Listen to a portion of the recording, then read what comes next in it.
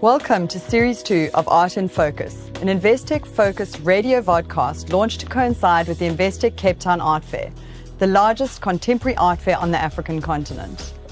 I'm your host, Tristan Farrell. I'm a senior investment manager at Investec Wealth and Investment International and a passionate art collector. Over the next few weeks, I'll be welcoming an extraordinary lineup of guests into my home, curators, collectors, and artists who are shaping the way we value and experience African art. We kick off with Series 2 with a discussion on the business of art and how gallerists, auctioneers, and artists navigate volatile market cycles. How do galleries balance curatorship, commerce, and care for artists and clients in such a shifting environment? Let's meet my guests.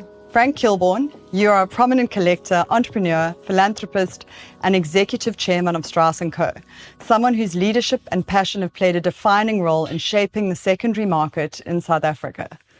Ashleigh McLean, you're a leading gallerist and curator of Whatiftheworld, a gallery known for discovering and championing some of South Africa's most important emerging voices and for shaping the careers of artists now recognized globally. Welcome to my home and thank you for your time today. Thank you. Wonderful to be here. So before we start on the market dynamics, could you tell our listeners a short intro into your personal journeys into the art world? Ash, do you want to kick off? So I actually started out as an artist, originally not as a formally trained artist. I was kind of like more of a sort of, street punk kind of. I could see it. Burn it down sort of artist. And then I did actually study art at McLean. When I finished my degree, I was looking for a place to exhibit with my friends. And I happened to meet Justin, my now partner, at that time. And he actually had studied sort of kind of NGO, grassroots NGO work, and had bought a small space on Hope Street, where he was actually living also at the time. And he sort of said, well, I want to do something with art, but I don't really know any artists.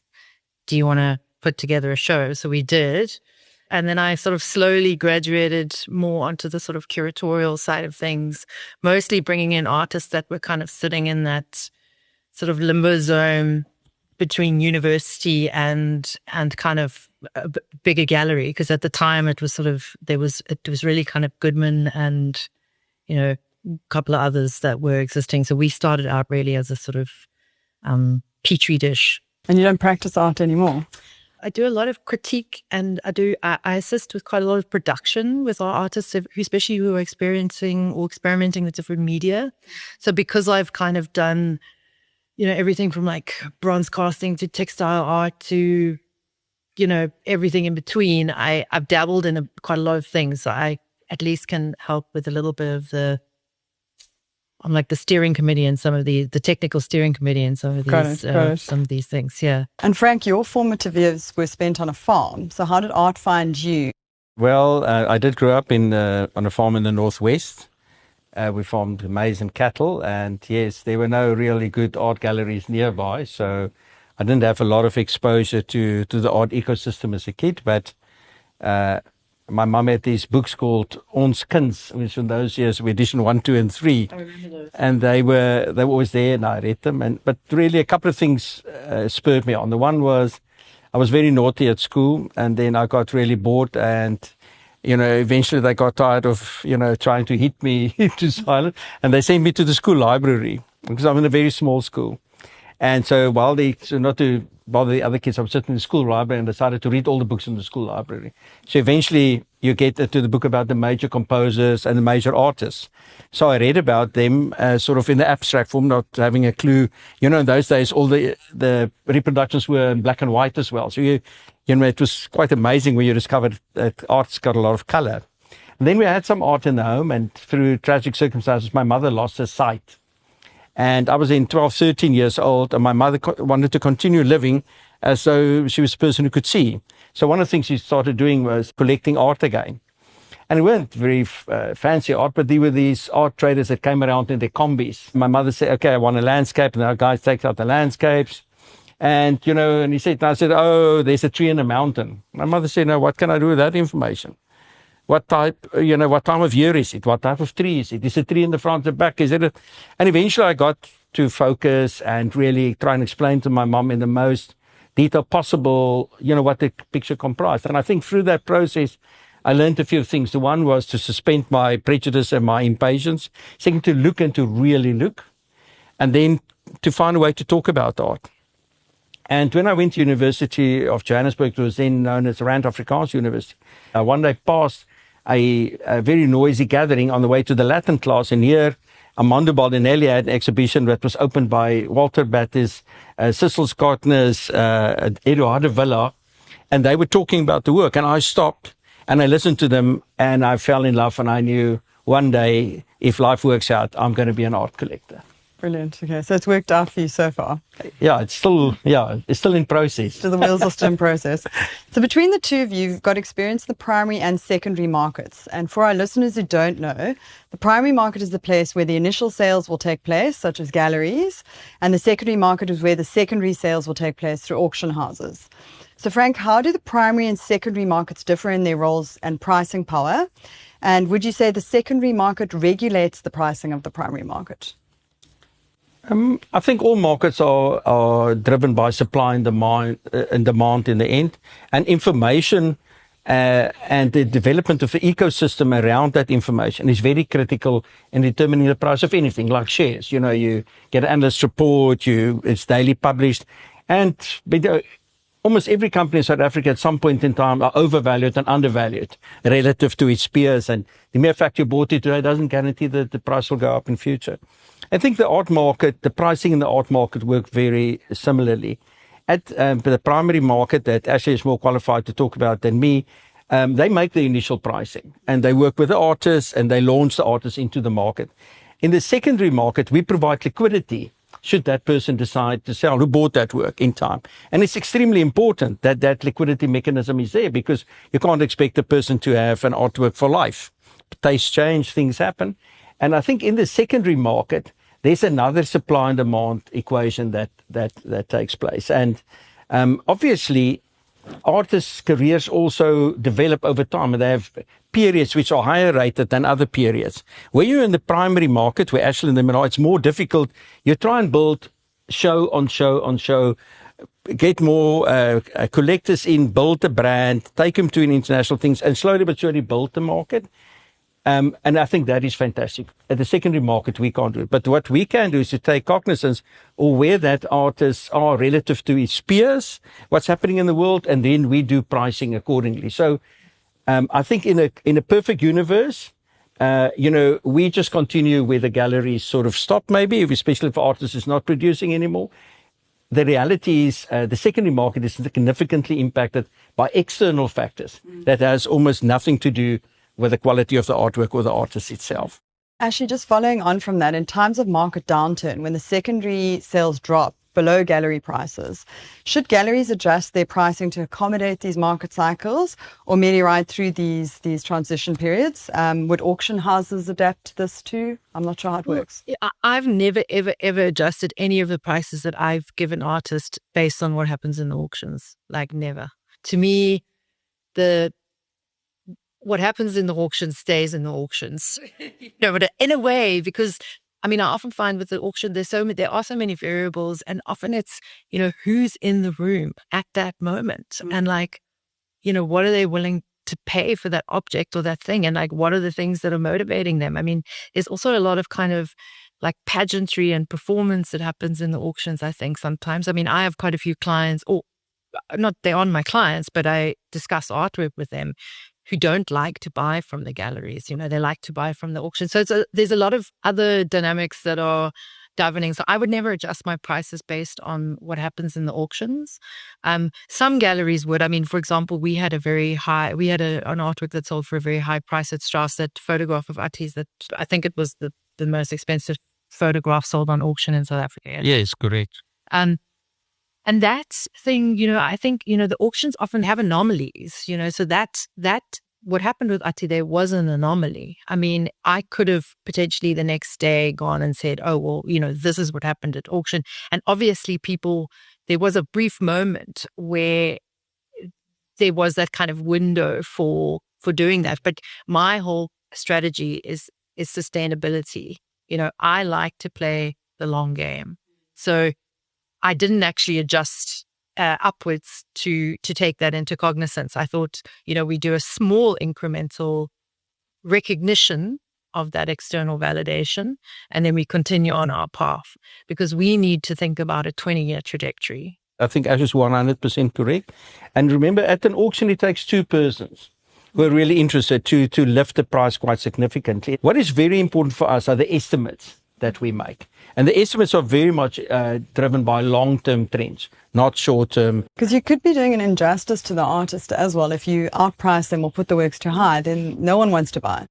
Sometimes there are factors beyond our control. So say, for example, the last 5 years of this kind of sort of, or maybe it's even longer, this interest particularly in, say, African portraiture. You had a lot of artists whose works were, I think, quite unscrupulously overvalued, a lot by also people in the primary market, also people in the international primary market.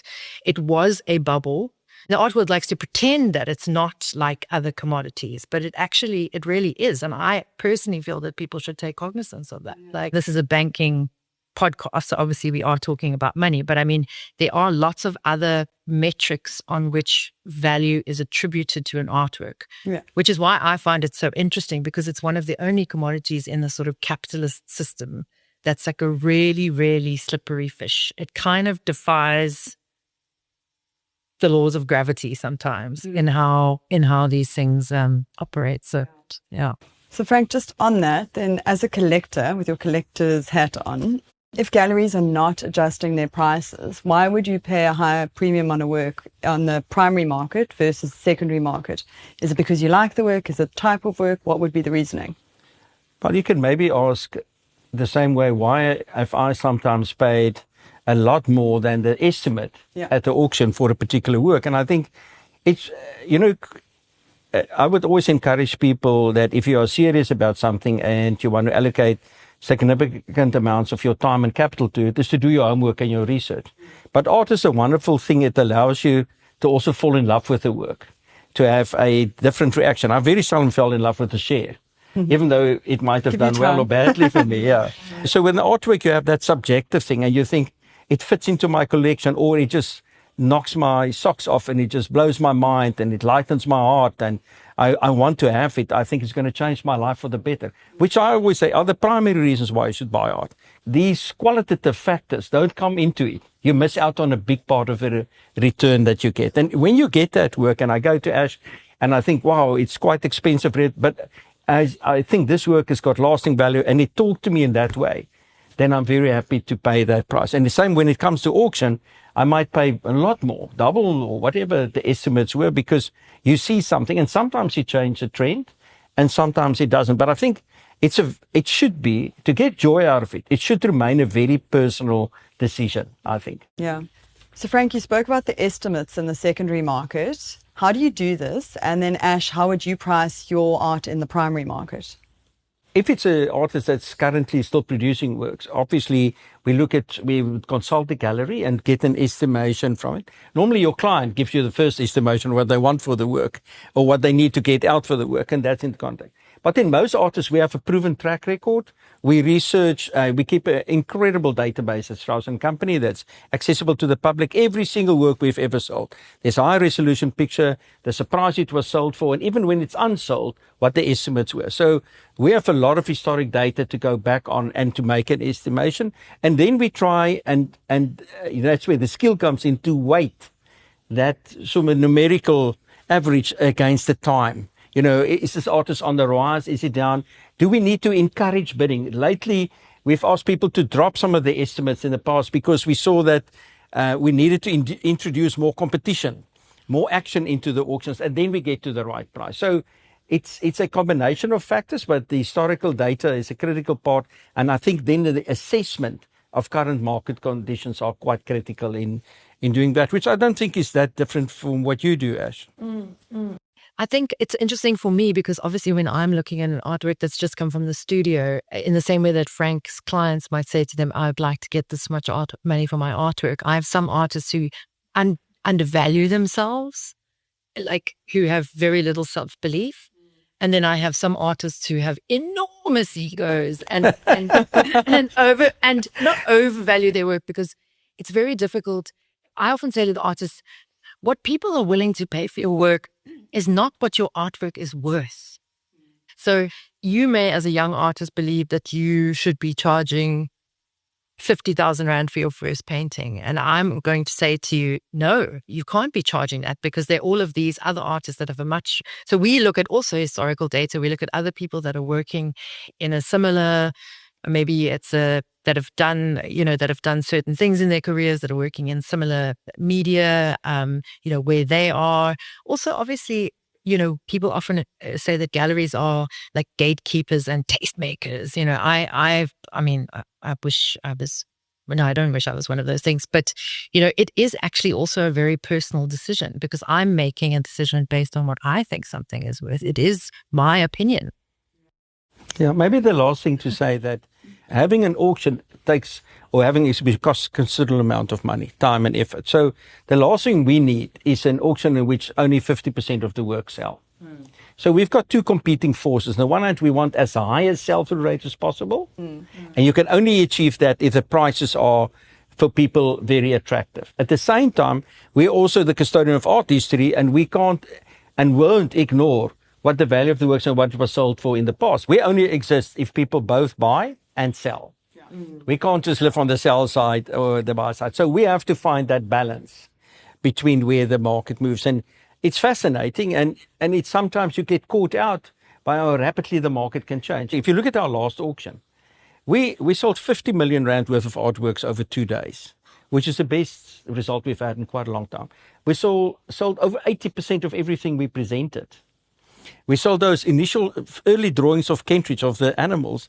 We sold at 3 times the estimates that we put onto it. And we worked with William's studio in determining the pricing. But they've never been on the market. They're unique. And I love the fact how people embrace that. And really, there was ferocious bidding for it. But what was interesting about this sale is that the most expensive work was 3.5 million Rand. And I think we managed to make the pricing attractive and accessible, but a very broad audience bought. Whereas in the past, often we made the prices very attractive and people still didn't buy. And it's very difficult, but it's not a perfect world. But I hope, Ash, that I think there's a bit of new optimism in South Africa, I think, in the future. And hopefully, we can all benefit from that. The 13th edition of the Investec Cape Town Art Fair returns from the 20th to the 22nd of February at the Cape Town International Convention Centre. This year's theme, Listen, invites us to pause, to notice what's often unheard. It asks artists to consider what it means to be heard, and challenges curators to shape exhibitions that foster presence. We hope it encourages you, too, to slow down and engage with the extraordinary depth and diversity that defines the Investec Cape Town Art Fair. Now, let's get back to listening to Tristan and her guests. Frank, in your experience, what role do galleries and auction houses each play in building and sustaining an artist's career? Well, I think the burden eventually passes from the primary gallery during the life of artists to the auction houses and the secondary market over time.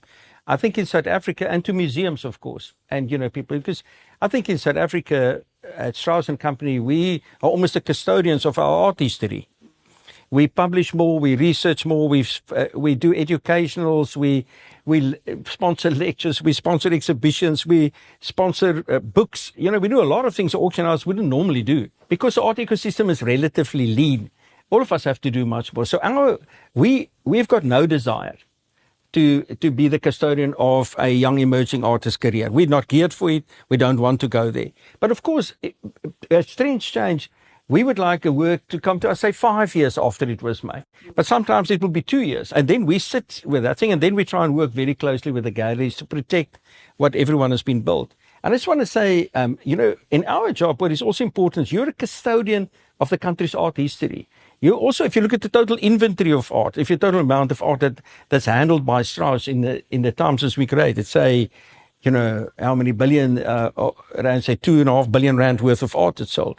People bought from us at a certain price point. So we try our best to keep the market informed enough that in a healthy and sustainable way, that market is sustained.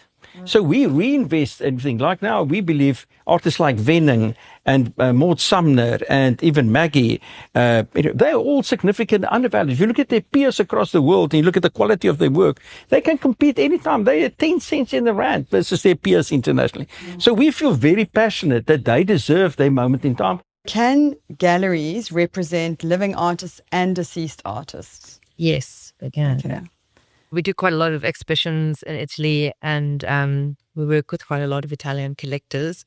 And I love their way that they work because they've been doing it for such a long time. Owning an art gallery in Italy is almost like a family business. The gallery might pass from the grandfather to the father to the son. I mean, hopefully maybe sometimes to the daughter as well, or the mother to the daughter. But you have these kind of gallerists that have overseen an entire life, and that will stay within that stable. So maybe as the South African art market or the artists and the galleries kind of develop to that level, I mean, that might also be something that starts to automatically happen. If I was a new collector, how would you advise I navigate the primary and secondary market, and which artists would you be buying right now?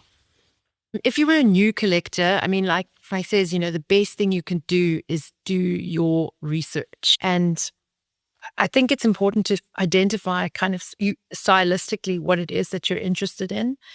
Also keep an eye on the auctions. You can get some really good deals sometimes because not everybody's going to like what you like. That's the whole thing with the artwork, is that, everything appeals to somebody different. And an artist to buy now as a new collector? I would suggest an artist. His name is Wezile Harmons. I think he has a lot of potential. His work has a lot of intellectual depth. I think he's starting to explore like different modes of materiality. He's got meat on his bones, and he's got some life experience, even though he is, I'd say, in his late 20s, early 30s. And he's now only entering into the visual art space. He was a performance artist and an academic. He's someone that I would definitely purchase one of his works. Yeah. So Frank, you have an amazing collection of work, and I think a lot of the country knows about it because you openly speak about it. You're a huge advocate for the art world. You recently loaned a work to the Pompidou in Paris this year, and the work was a self-portrait from 1947 by Jared Sakota. How significant was this for you personally and for your collection? Looking back at it, it's almost still difficult to actually think it really happened. It was, I always liked the Pompidou building because it's sort of a inside-outside building. It was the intestines are on the outside, and the galleries were hidden inside. And so I always liked the building just because of the thought behind the design of the building. And the second thing, I always, in the beginning, really only collected abstract art. I didn't really collect realistic art at all because somehow I thought for art to be really art, it had to be abstracted. I had to think really hard about it.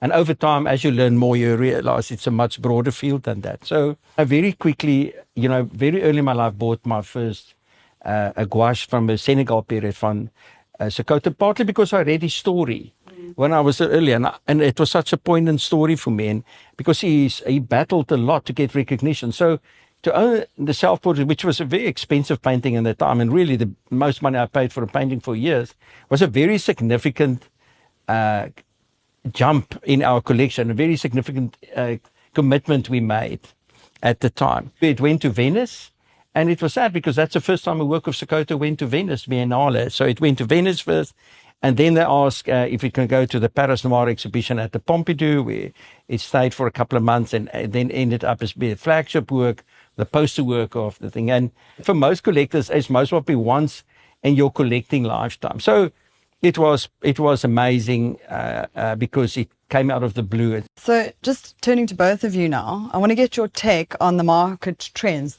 What are we observing currently? Are there any shifts? What are we seeing from collectors?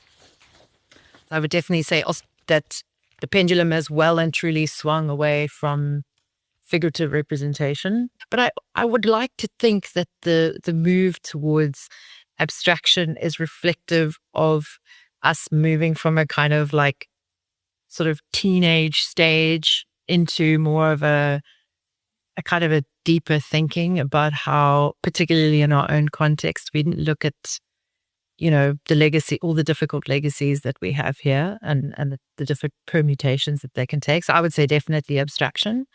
And I definitely think there seems to be a resurgence, I'm hoping a resurgence and interest in kind of sculptural works.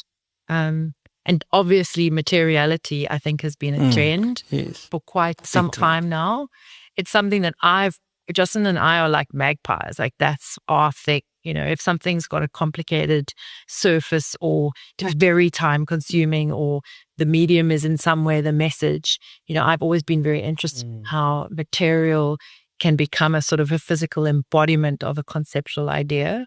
So I don't think that's going to get tired anytime soon, but that seems to be kind of holding its ground. Yeah. Frank, would you agree with that? Or Yeah, I think one must distinguish between long-term trends, short-term trends, and these superheated little bubbles. African figuration was like a super bubble. Having been out of a long time, you knew it, but still you almost couldn't stop people from still going down there. Now we're getting a lot of those works in the secondary market, which we can't sell for, we can sell for 10% of what it was at its peak, but most probably below what its real value is, because people, if they buy it's super fashionable, then it falls out of fashion, then people want to liquidate at the same time to pursue the next fashion or the next trend. And that makes both of our lives quite complicated in this thing. And so I think African figuration was a classic example like that. I think long-term trends, the rebalance between, say, male and female artists, that is going to be a long-term trend. Long-term, there are two main issues that artists have been focusing on. One is the environment, and the second one was migration. And then over that is sexual politics, and then socioeconomic situation. I think those trends will continue, but artists are very much influenced by what's happening around them. And I think it's also good to buy into these moments in time, because they tell a little bit of what was happening in the world, how artists reacted to that. So I still love buying works, even now from the 50s or the 60s or the 70s or the riots or things like that, which capture that moment in time. I think what you said about the rebalancing between male and female artists, I also wonder if it's got something to do with the kind of subsiding of cancel culture in a way. Like I feel like there was, this is probably quite a contentious thing to say, but, because white male artists have traditionally, over the last 500 years or something, dominated and are still dominating in the auction houses and the sales and all of that sort of stuff. There was this kind of knee-jerk reaction to say, we need to do this very quick correct of this imbalance that's happened. And I think that in a way it must still continue, because it was a very kind of, in a way it was a very sort of superficial superficial correction. Actually, when I go back to that question you asked me earlier about, as a young collector, what would I suggest that people buy? And actually, my normal rote answer that I give at the gallery is I do say, buy the artwork of female artists, if also from an investment point of view, because as a general rule, except for these kind of very high achievers, their work is greatly undervalued compared to their male compatriots. So you can get, a work of outstanding quality for 30% less than you would. I don't know, and it's crazy. I think internationally, I don't think so much here. Yeah, maybe internationally, but sort of as a general thing. Obviously that's something that I've been saying probably for the last 3 years, and hopefully it is something that is starting to shift. It's a strange situation because I'm obviously one of the people that sets the prices for these works. So on those market shifts, you and I had a discussion in the gallery about Africa being this big theme and everyone collecting Africa, and we suggested maybe that Aboriginal art was now coming into the form. What's your view on that, and what's your take on that? Again, I think it's this sort of this mercutial nature of the art market and this desire for uncharted territories. I think those are market forces. They are rapacious, and I also think it's a lot of speculation. That's what happens at a particular kind of layer. It's the people that are wanting to buy early, sell high. And it's also, there is a kind of a dark side to it, because I think that, you know, a lot of the people that are collecting work are still obviously wealthy, predominantly Caucasian male individuals. And this, I don't think the desire for something exotic is new. Absolutely. Even if we look at somebody like Stern, you know, Exactly. She herself was an artist who was in pursuit of depicting the exoticized other. And there's still a, if one looks at sort of, I don't know, colonial tropes, I can't get out of that, because so many of the artists I'm working with that is their mode of thinking. So my brain often goes in that direction. But there is this desire to kind of exploit an untapped resource in a way, or to kind of, I don't know. I mean, maybe that's a more cynical view, but I do think there is some kind of attraction of the other. If I can just maybe give a slightly different perspective to it, Ash, is that I think artists, by their creative natures, always explore new boundaries. You refer to new materials. I mean, that is super exciting for me. And also this blurring the lines between installation, sculpture and architecture. Fabrics, Billy Zangewa's works will not be nearly the same if it weren't for the fabric and the sort of half incompleteness. So it's a very abstract gesture. At the same time, it's a very domestic gesture, working with stitching and this. So I love the way that artists are constantly forcing us to look at artwork and the world differently. And I have to say, it's been incredibly inspiring. Listen to you both on the primary and secondary markets, and I'm fascinated how you work so well together in the ecosystem. And it really is inspiring to know that you all support each other in the structure. But I have one question to pose to both of you, and we're asking everyone this question in Art in Focus. If you had an unlimited budget, which artwork would you buy for your personal collection? I would like to buy a large-scale Brett Murray. I think he's. I think soon. I have some of his smaller scale work, but I think he is so much. There's so much humor, finesse, skill, and quintessentially about South Africa, where we can laugh at ourselves. I think that's one of our most endearing qualities, and he personifies that for me. And I think I would like to buy a large-scale colonial landscape of Kentridge, because I think there's something about that transition of time that he captures there, which I think will make it my two thing. I mean, of course, I'll buy, if I can, a lot more Sean Adams thing, because I think he's changing the world as we go. But I mean, I can only pick one. So there you have my one. Christmas is writing all this stuff out. So Ash, what's yours? I would actually, it's a bit potentially macabre, but I would love to buy maybe 2 Cindy Sherman photographs, and potentially from her Clowns series, which are really kind of sort of dark, but they definitely represent the sort of strange out-of-body female experience for me. And then another artist that I've always absolutely loved, and it's so different to Cindy Sherman, is Alogero Boeti, who is obviously, you know, a master, and it's just so interesting also in terms of the kind of materiality of his work. Thank you to both of you.